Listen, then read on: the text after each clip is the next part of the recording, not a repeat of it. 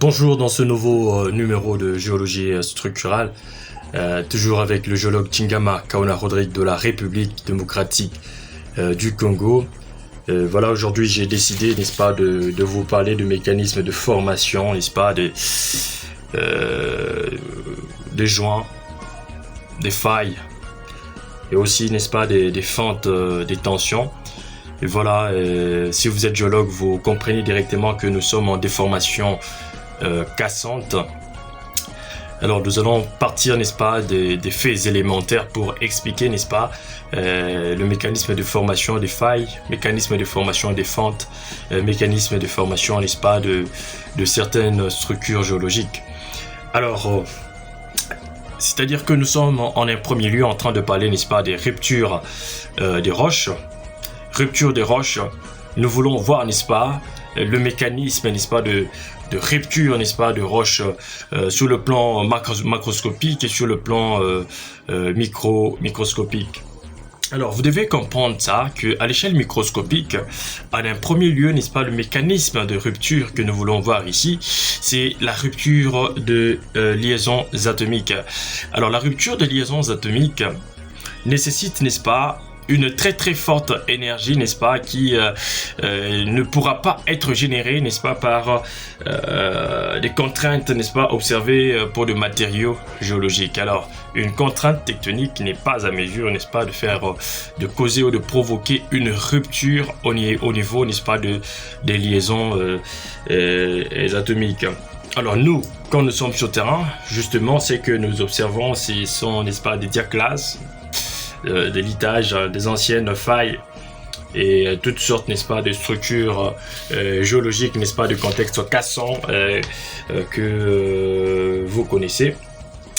Alors, néanmoins, nous avons essayé, n'est-ce pas, de faire une étude, n'est-ce pas, en se basant, n'est-ce pas, sur le paradoxe de Griffith, n'est-ce pas, qui nous dit que, n'est-ce pas, nous avons néanmoins à l'échelle microscopique, certaines microfractures qui sont préexistantes. Il s'agit de fractures de limites, notamment, n'est-ce pas, les limites des grains. Par exemple, vous avez des microfractures qui peuvent exister dans la roche, n'est-ce pas? Vous pouvez aussi trouver dans une roche la porosité, et ce sont là, n'est-ce pas, le plan de moindre résistance qui, lorsque il y a une contrainte appliquée sur la roche,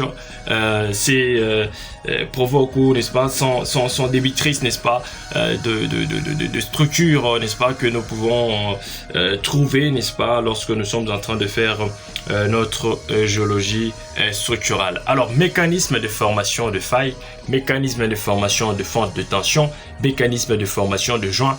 Voilà, nous allons parler d'une chose qui est très très importante,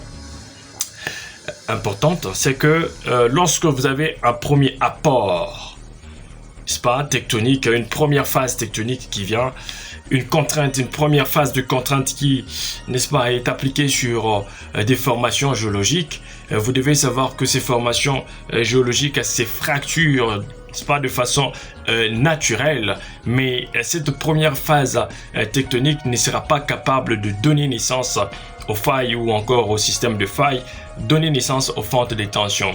Il vient, n'est-ce pas, un aspect qui est très très important, c'est plutôt la pression de confinement.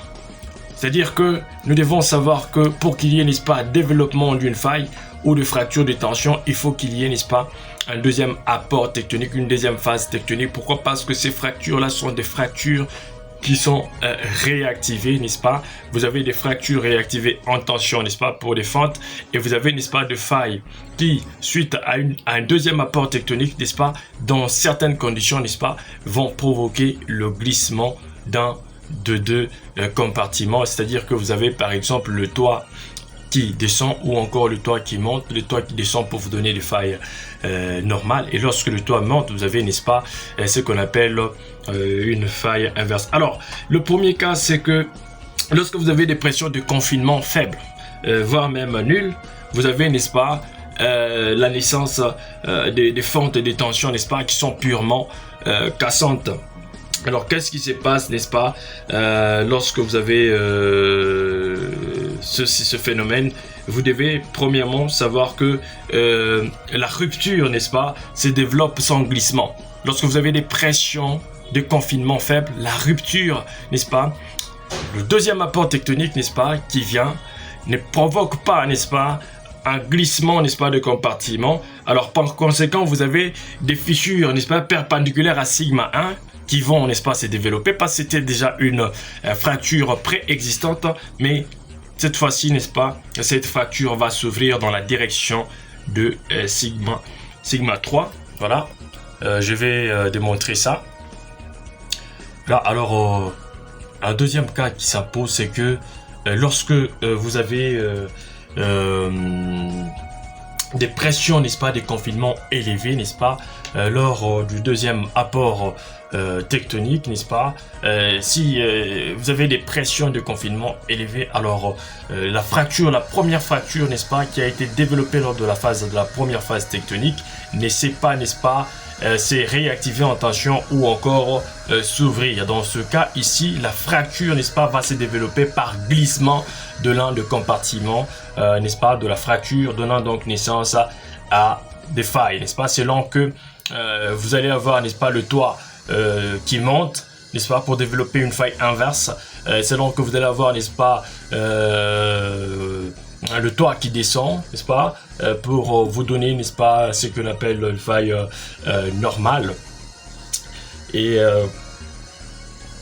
non seulement que vous pouvez avoir une faille inverse, une faille normale, vous pouvez, n'est-ce pas, encore avoir un troisième apport, n'est-ce pas, de contraintes tectoniques. Et lorsque cet apport, n'est-ce pas, vient dans des conditions où vous avez, n'est-ce pas, des pressions de confinement, n'est-ce pas, élevées, vous pouvez encore avoir, n'est-ce pas, des failles qui sont, n'est-ce pas, réactivées. Par exemple, vous aviez une faille inverse, n'est-ce pas, qui est réactivée, n'est-ce pas, pour vous donner, n'est-ce pas, une faille normale. Alors, j'aimerais bien savoir, plutôt vous dire que c'est le mécanisme de formation, n'est-ce pas, de failles, de joints, de fentes de tension, n'est-ce pas. Premièrement, lorsque vous avez un premier apport tectonique, vous avez justement le développement d'un joint simple, n'est-ce pas, d'une fracture simple, n'est-ce pas, sans ouverture, que vous allez constater dans la roche. Alors, ces fractures, généralement, sont appelées des joints. Alors, ces joints sont appelés des diaclases lorsque ces joints sont perpendiculaires, n'est-ce pas, à la surface de stratification de formation géologique. Alors, c'est très simple. Premier apport tectonique, fracturation, n'est-ce pas, dans la roche, développement de joints ou de diaclases, n'est-ce pas, sans ouverture, n'est-ce pas, de la fracture, sans développement de faille. Deuxième apport tectonique, si vous avez, n'est-ce pas, des pressions de confinement faibles ou nulles, n'est-ce pas, vous avez développement, n'est-ce pas, des fentes de tension. Pourquoi? Parce que la fracture va se développer avec ouverture, n'est-ce pas, de joints. Et lorsque vous avez des pressions de confinement élevées, n'est-ce pas, ceci va conduire justement au développement, n'est-ce pas, d'une faille. Chingama Kaola, géologue de la République démocratique du Congo.